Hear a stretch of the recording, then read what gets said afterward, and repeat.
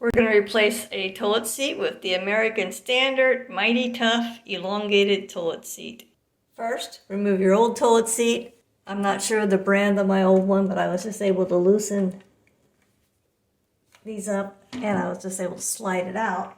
This is just a cap, so I still have to unscrew it from the bottom.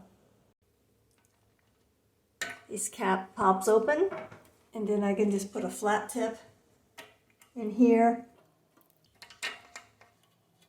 and unscrew the bottom. Open up the bag of hardware that came with your toilet seat and first find these two hinges. And they sort of have a rubber pad on the bottom.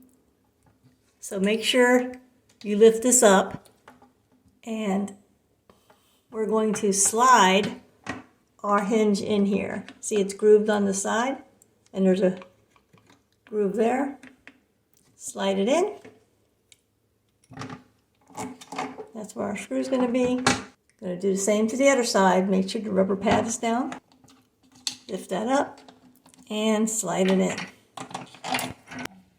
So on both sides on the bottom, we have our bolt going through. Put on the washer with the cone shape facing up. And now put on the nut with the split sections facing up. Now I'm going to tighten this, just hand tight. Now on the other side, do the exact same thing. Now, ensure your toilet seat's exactly where you want it. Have it come all the way to the end of the toilet and have it centered left and right. Once you have it perfect, tighten both sides. So I'm using a flat tip and I'm just holding the nut on the bottom to make sure each one is tight. When everything's nice and tight, just close these. And it's perfect. I hope this was helpful. Thank you.